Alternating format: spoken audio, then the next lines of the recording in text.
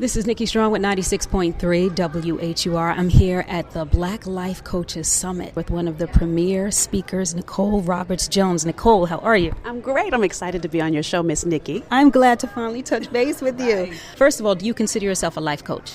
I consider myself a life coach, but life coach to me, the word itself is so limiting, so I just consider myself a coach in general. Now, the Black Life Coach Summit, what makes a Black Life Coach unique as opposed to other coaches? Well, I think it's so important for us as a tribe to connect and support one another. So I love how Tawana Freeman has pulled together Black Life Coaches, I think it's blacklifecoach.net, for a place to support people of color to grow their business as entrepreneurs. So that to me is what's so critical is like for us by us, that we can encourage each other and pour into one another and help us, not just for us, but for every person, all the coaches here today serve. You call yourself the inner catalyst. Why? So when you think of catalyst, catalyst causes activity. So I'm not just a coach that comes to get you excited or motivated. I come to get you activated. So it doesn't matter to me if you are inspired. That's great. That's gravy. But what I come is to help you move into that next level of activation. So anytime I'm speaking, anytime I'm coaching with you, I want you to walk away with steps to take right now.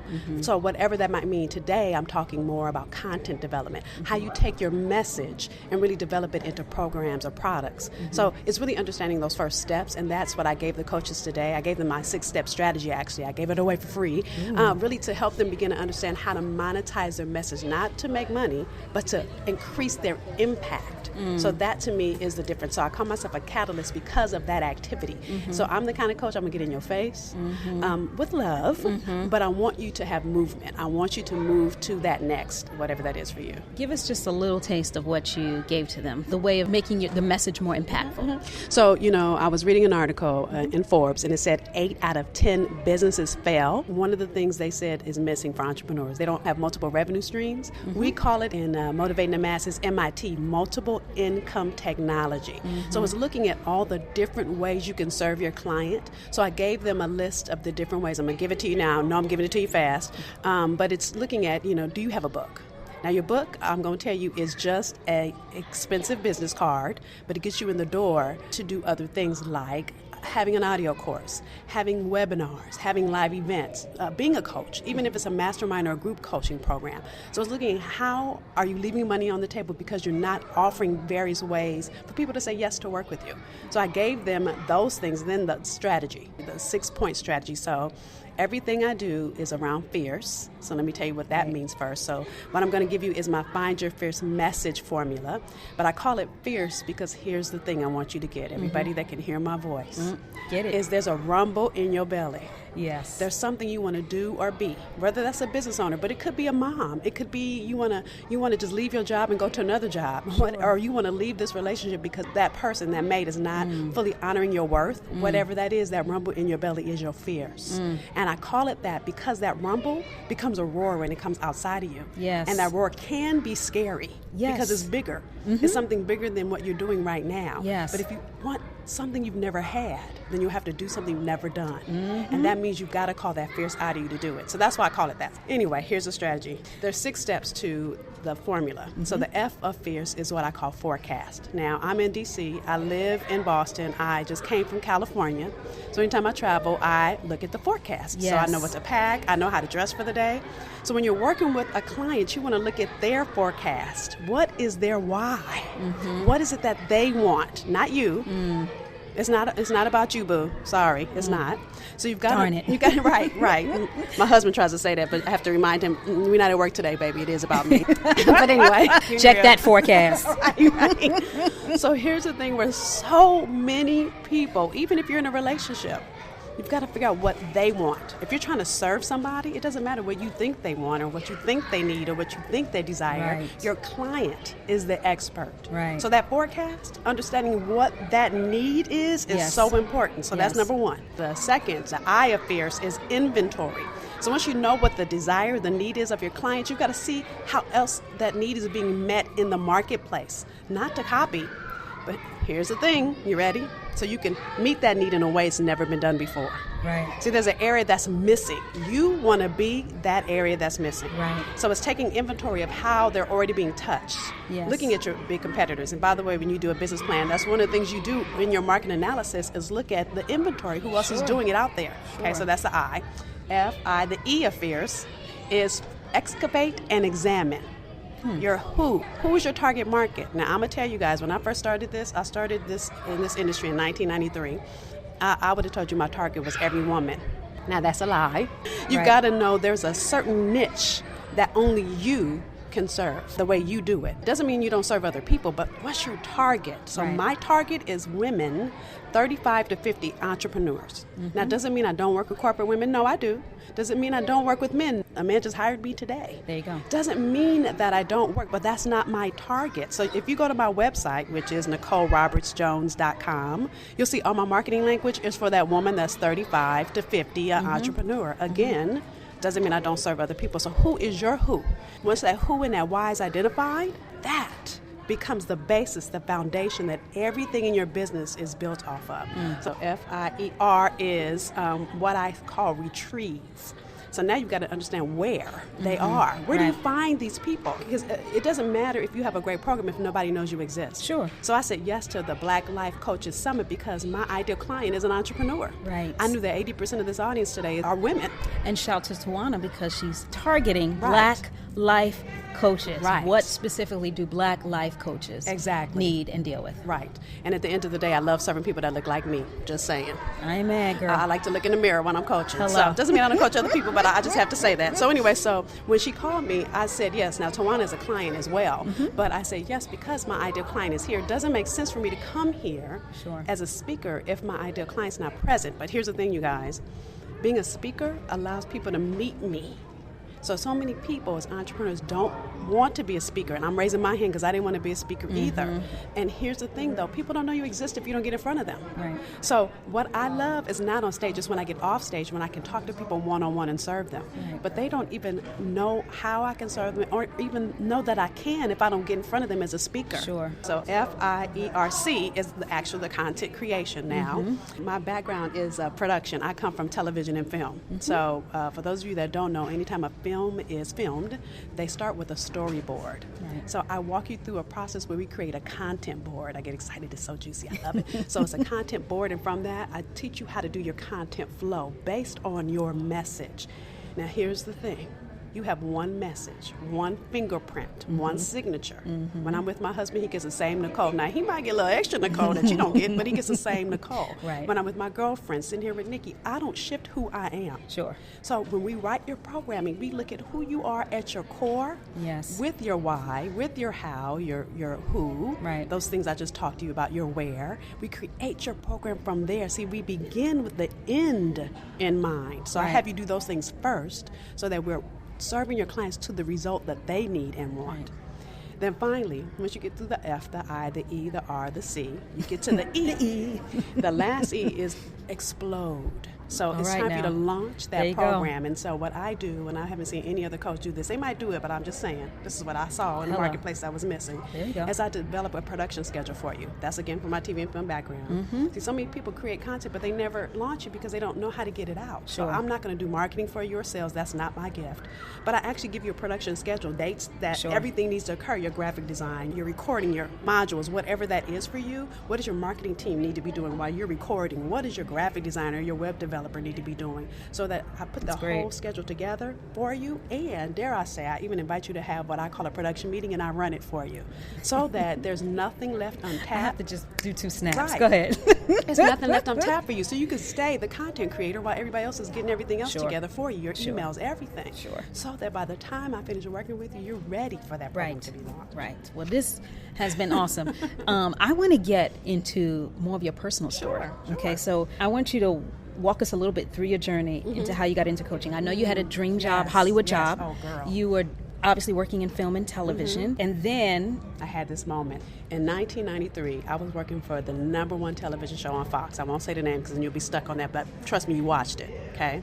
And I'm going to find out afterwards. Yeah, I'll tell Nikki later. You can call her and see which TV show it was. There you go. But I was working for the #1 television show on Fox. I left for there and I started working for an entertainment group. And together, when we produced, we generated over $12.6 billion a year. Wow. And I was doing that. Plus, I was going to all the hot Hollywood parties. Sure. I was bumping elbows with the stars. And dare I say, I was dating a few.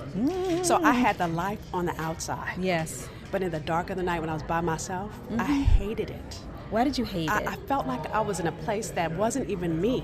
And one morning I woke up and realized I had become this woman that everybody else said I should be.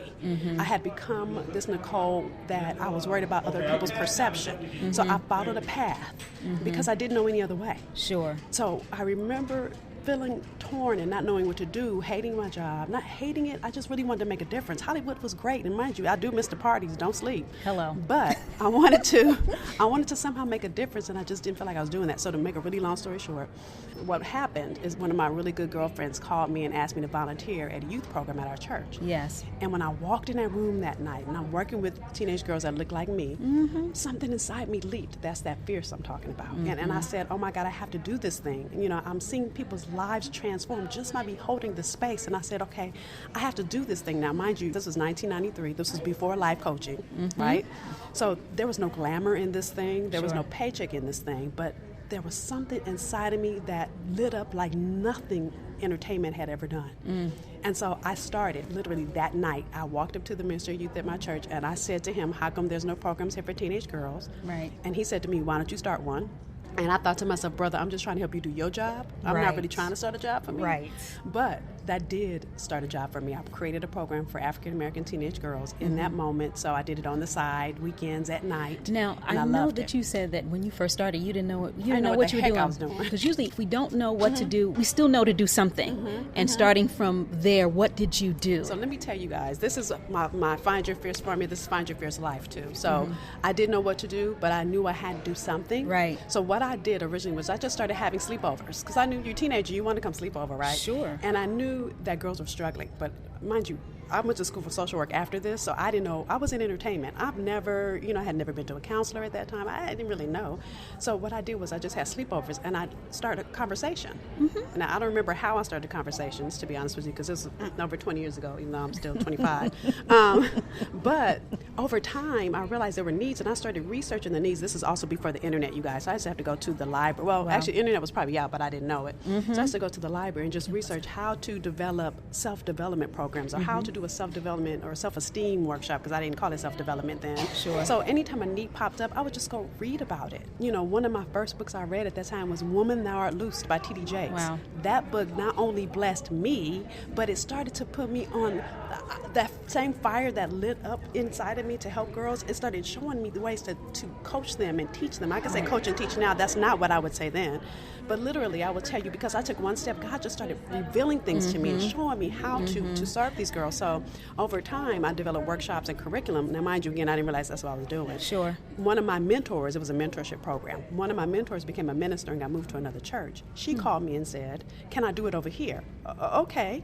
So I taught her how to do all the workshops. And then she said to me, now mind you, I'm in LA. I did this in South Central LA. Yes. She's in Orange County. She said to me, Nicole, you need to do this. I see girls' lives transforming. Yes. And I said to her, out of fear, okay, let's pray about it, because as we do. We just say, let's pray about it, right? Right. Well, 3 churches called me out of nowhere after that.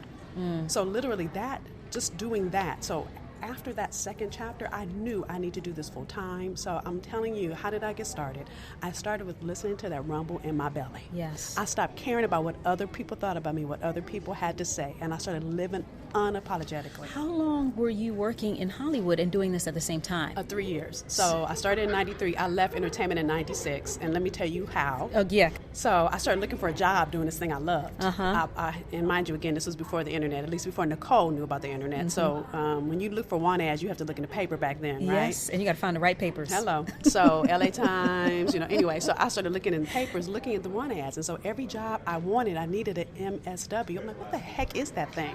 So every job that said case management or, really working with youth worker, I needed an MSW. I don't know what that is. I have a bachelor's degree in TV and film. So finally I get an interview at the Youth and Family Center in Inglewood, which is where I'm from, by the way, Inglewood, California. I go to the interview, the job. Now, mind you, I'm the kind of woman that anytime I have an interview, I always get the job. I've never had an issue getting a job. Well, now, all of a sudden, despite the fact that on my resume, I've built curriculum, I've taught workshops, but it's all volunteer.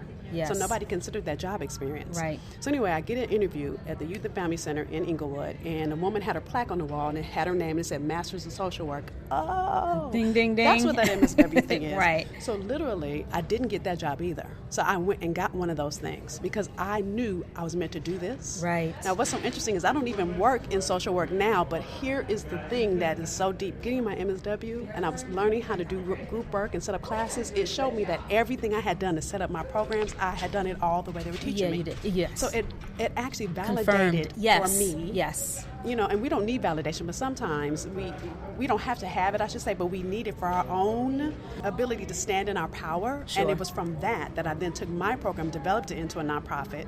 I started a program for women because now by that time my girls are starting to graduate from college and they're becoming women and having more adult issues. Yes. You know, job stuff, relationship stuff, you know the kind of stuff we have as grown women. So that's how I got to this place. And to make a really long story short, because I kept growing me and I'm still in the journey. Yes. We never arrive, we're always moving and growing. I mean, the 2015 version of Nicole is complete. I'm working on the 2025 version of Nicole, right?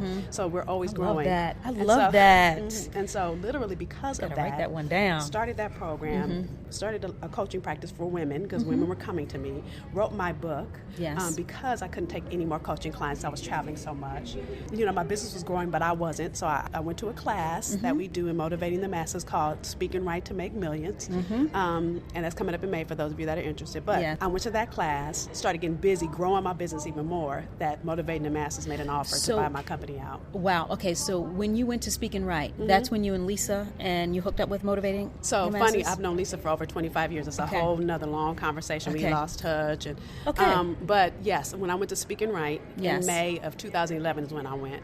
It was like I didn't know what I didn't know. And it showed me all the ways I was leaving money on the table, to be quite honest with you. Sure. And so from that, I signed up for our global leadership program, and I hired a coach. So I was a student in Motivating the Masses before I worked there. Now, while you went to Speaking Right, you were busy doing your coaching programs and working in a social work capacity. Not really. You know, what's interesting is I always had two jobs. I always called it my daytime job to pay for my nighttime calling. Sure. So my daytime job, I worked in a nonprofit and I developed programs. So my job at that time, I worked in a job called Prototypes. Okay. And we went into other agencies in Southern California to help them develop programs, which is content development. I was about to say, there's the content development. And because of that, USC called me and asked me to come back and teach program development. Yes. And so taught at USC in the School of Social Work for 4 years, and then I had the nerve to meet a man that moved me out of California. There you go. And so you're filling in all the blanks. To Boston, right? When we moved to Boston, that's how I moved to Boston. That's love, because as cold as it is right now in Boston, I look at my husband sometimes and tell him, "Yeah, I've loved you a lot to say yes to this." Anyway, I used to live there. Yes, right, I know. Anyway, we're gonna have a moment of silence for that. So literally, when I moved to Boston, the dean of the School of Social Work at USC called Boston. I wasn't going to work. I was going to focus on my company. Sure. So I taught. So that's how that came to be, is that after the School of Social Work, I did work in program development, which I realized that is the gift that came out of my starting that program for teenage girls. I love one-on-one and helping people transform their lives, but I also love helping other people develop programming to help other people transform their lives. Right. So when I can work with maybe 20 or 30 people in one program, if I train 20 or 30 other people, just 20 times 20 is what? I'm not good at math. So that's how many people I actually touch when I'm helping people develop programs. Right. So I do both now. So I'm content development, program development. So for me, it's just being a woman that is in development, helping you not just understand how to stand in your power, but then helping other people do the same thing. Okay, so there are a couple of things running through my head.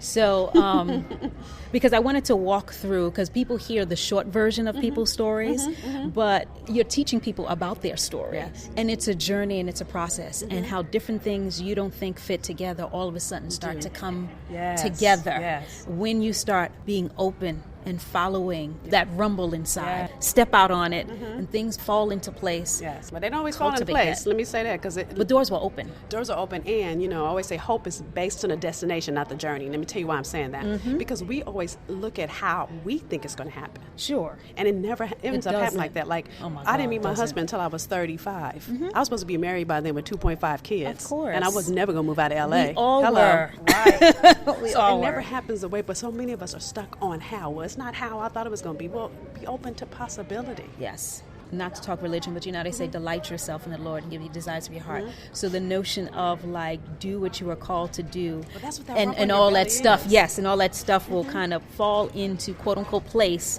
not the way you may imagine it, but you over on the side street.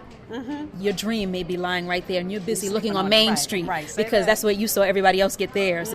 You know, and be open to where your journey may lead you as you reach your destination. And can I add something to that, Sure. which is so critical? I have to say it. Is in addition to being open, you also have to be willing to do it afraid. If you're doing something you've never done before, it's going to be uncomfortable, especially if it's something that no one in your family's ever done. First of all, I was the first person in my family that ever went to college. Then I had the nerve to want to be this thing called a life coach. What the heck is that? I know, that's right. So for a long time, my family thought I had lost my mind, right? And it's okay. It's okay for people not to sign up for your dream. Think of it like this. When you're pregnant, now mind you, I've never had a baby, so bear with me as I say this. When you're pregnant, in that first trimester, you're not showing yet. So no one's going to sign up for you being pregnant. Girl, you don't even look like you're pregnant. Hush. Right? It's not to your second or third trimester that you might start showing. And on top of that, nobody can push that baby out but you. This is true. And on top of that, when you're pregnant, in the beginning, it's exciting. When you get to that second or third trimester and you realize you got to push this big old thing out of this little bitty place. Hello. So, right. So that's what happens. When you have a rumble in your belly, it's exciting and scary all at the same time. Talking about being pregnant, right? I heard somebody say this. She says, I've done this 2 times, meaning she's had 2 babies. She said, I understand why it's 9 months long now. And she said, you want to know why? Because in the beginning, you are scared. You're scared of pushing that thing out. Jesus, She said, but by 9 months, the thing is so tired, full, you're like, get it out. Get it out. And now I'm going to push. I'm going to scream. Let's make it happen. You can't push it. They tell you to push. You got to wait. Yes. That's the thing that's other. When you start, it's scary, right? Then you get to your 9th and it's like time. Your water is broke, right? And then you in the hospital, and they had a nerve to tell you I was with my best friend in the delivery room, and they kept saying don't push yet, but she was having contractions. Yes. And it wasn't time. It wasn't time. And so oftentimes we get to a place where we move past the fear, and now we've been doing this for so long, and we're ready to quit because it hasn't happened the way we think it's going to happen. Yes, you gotta wait. You can't Yes, push yet. yes, You got to wait. yes. You just hold on. Don't Yes. give up. And that was me. I had gotten to a place in my business. I started in 93, went to school, all that fun stuff. In 1993 to 2011, I looked successful, but I was only making $13,000 a year. Right. And I was like, and that was my business. That wasn't me. Right. $13,000. Yes. So that's when I went to Motivating the Masses, literally from the programming. Within months, within 60 days, I went from $13,000 a year to $10,000 off of one program. That's awesome. And from there, because literally I hired a coach that said to me, Nicole, you're developing programs for other people. You ain't developing programs for yourself. Well, Hello. Within that first year, I was projected to make $240,000 from awesome. $13,000 to $240,000, and that's why I got the job offer to buy out my company, because they saw what I was doing. And so what I do now in Motivating the Masses is I'm able to help other entrepreneurs take their message and really understand how to monetize it. So that's how I got to this place. But again, I'm going to tell you, I was ready to quit because it wasn't happening in my time. It wasn't happening. I was ready to push the baby out, and Right. So you just got to wait. So what else do you see for yourself down the pike? So for me down the pike, I am so excited now because I feel like I'm finally in my season. And so for me, I just continue to see growing people's programming and really helping entrepreneurs see. But I'm seeing, right now I have a department in Motivating the Masses. It's a department of 1.5. I have an assistant that's part point time. But because it's growing so massively, I just see it becoming its own huge arm. Because it's such a need, and because I have such a desire to see every person. And again, it's not about income, but when you make the impact that I know people are meant to have, that income comes. Right. So. And another thing about people not getting caught up, I've always said, girl, everything is not as it seems. So the person that may look like they have it all together may not. The person that doesn't look like it have it all together may very well. And I always feel like never underestimate how somebody can bless you. So I'm the type of person, I'll talk to everybody, you know, because I run into people who are very much like, she looks like she can help me, therefore I'm going to talk to her. I've had people who've passed over me. Funny, because, and mind you, I work in radio. So I had one gentleman, he was coming to visit the program director for the soul station. I was working in world music. But my background was soul. I had all these connects. So he introduced the guy to me. The guy said, "Oh, you work in world music," and totally shut me off. Meanwhile, what he wanted, I had all of the connects that he needed. You messed up your own blessing. I said, "Don't come back and turn around now." I said, he missed it. Show me who That's you what were. I said. He missed it. He missed it. Right. There's a reason why he said, "I'm going to introduce you to Nikki."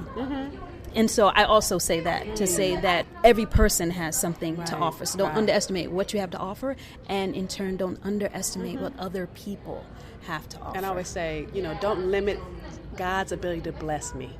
Sure. So, like, my husband and I want to move back to California. This is true talk, right? And so it's really hard when my job is in California. And he's an executive, and it's, not as easy for him. And I keep saying to him, because we can't see how it's possible, but I keep saying, let's not limit God's ability to bless us. Because what is faith? Faith is the substance of things hoped for, the evidence of things not seen. Right. I say not manifest. Hello. Right. Because I can see it. And it's like when you plant a seed, you can't see how it's growing yet. You can't see how it's manifesting, but you got to keep watering it and keep watering it and keep watering it. And at some point, sooner or later, you hope that plant will come up out of that dirt. Yes. So it's in everything, watering. So I love that story you told. Yeah. Him meeting you could have been some water on the seed that he had. Yes. But he missed out on that water on that day. Totally. I was like, oh, well. Right. I was like, peace. Okay, I'll keep my water for somebody else. Exactly. Gotta appreciate it. Exactly. Keeping your water for somebody else will appreciate it. That's a right. lesson in and of itself.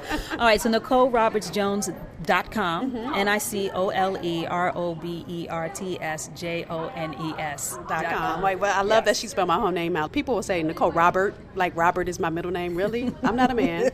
But, when I got married, it was important for me to honor my dad and my husband. And plus, you know how many Nicole Roberts there are and how many Nicole Jones there are? Yes. But there's only one Nicole Roberts Jones. Hello. Social media. On Facebook, I'm Nicole Roberts Jones, the Inner Catalyst. Twitter, I'm in Roberts Jones. In Roberts Jones on Instagram as well. One other question. If someone is listening, they're thinking about, I wouldn't mind having a life coach. How would they go about selecting a good life coach? So first you want to look at what is your need. What is it that you need? And then finding someone that's in alignment with that need. So I know Black Life Coach, I think it's .net, will align you with someone, but I would dare to say that if that person doesn't do a free assessment, if you've never seen them live, if you're just going off their website, every coach should offer you something free to talk, because you want to make sure it's a good fit. Sure. It's not going to feel good for me or for you if we're not a good fit. Yes. So it's going on that website and then emailing them and asking for it, for that 20-minute assessment. What about people who just say, I don't really need a life coach? Everybody needs, look, I have a coach right now. And a lot of people who are successful had mentors, and mentors are now becoming life coaches. Look at Oprah has a coach. Oprah has a coach right now. Yeah. So dare I say, even Steve Harvey hired my boss, Lisa Nichols, to coach him. Sure. So, it's always, if you want to take the next level, if you're fine with where you are and you're going to be where you are for the rest of your life, fine. That makes me think of a story I'm going to tell real quick.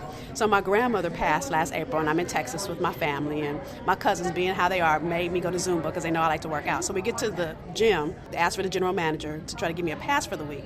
So the general manager comes out, and I realize this is the guy that was looking at my booty when I walked in the gym, right? So they say to him, how your family will brag on you. I'm keeping it real, right? Yes. So my cousin starts saying, oh, she's a motivational speaker, and blah, blah, blah. So he looks at me and goes, oh, you're a speaker, then motivate me. This is after class. Right. I'm drenched in just nasty, okay? And I'm exhausted. So I looked at him and I said, so, you're the general manager here, right? He said, yes. And I said, well, what's next for you? He said, I'm the general manager. I said, okay, well, are you going to be a general manager in 10 years? And he looked at me, I said, in 20? How about in 30? I said, that's your motivation. You need to figure out what's next. Whoops. So did he give you a pass for the whole year? Yeah, he gave me a pass and walked away. But here's the thing. This is why I shared that with you. You can never be complacent and be happy with where you are. Today is complete. Right. Your bio, your resume is over. Yes. What's your next? What's your next? And so a coach is who's going to push you into your next. Yes. So and help you push past your fear of doing what's really next. Not what's comfortable next, not what's expected of you next, but what's really next for you. Yes. Thank you, Nicole. Thank you. And before she closes out, because I know that's where she's headed, I want to give you guys a free gift. Okay, cool. If you text the word fierce to this number, 42828. Text 42828. You'll get my free gift called Unstoppable, 7 Steps to Live the Most Successful, Powerful, Fierce You. And you'll get it right in your email. And also, if you go to your website, you can also get the same thing. Yep. And you can see all of the different programs that you have. You can unleash your gladiator, as well as find your fears. And also your books, Define. And Define Your Own Way. Yes. And it's your time to shine, based on my favorite character in the Bible, Esther. So it uses her story. Esther, if you don't know her story, she was an orphan that became queen. Kind of like, a woman we all know from the south side of Chicago. That's our first lady right now. Right. Hello. So it's really teaching how everything you're going through is for such a time as this moment. What made you write the book? Because Esther is such a critical, for me, growth place. I'm from South Central LA. Who I should be defined by are the drugs, the jail, the drive-by shootings that I grew up around. That's who I should be. That's what other people say you should be defined by. Right. But, by the grace of God, I had other experiences, and that's the same thing that happened with Esther. And so I feel like Esther's story is my story. Esther's story is all of our stories. Yeah. That everything we go through is used as a lesson we stand on to become all that we are today. Yes, and to help your people. Yes. To give back and help your people. Yes, exactly. And especially in a time of crisis. So you that you don't just learn a lesson for you. You learn it so that you can pull every person up behind you. Exactly. Well, it's been a pleasure. Yay. It doesn't feel like you're on a radio show when you're sitting talking to a sister friend. Yes. So this is fun. Yes. High five. Yay. Bam. Fierce. 96.3 WHUR. I'm Nikki Strong. Peace.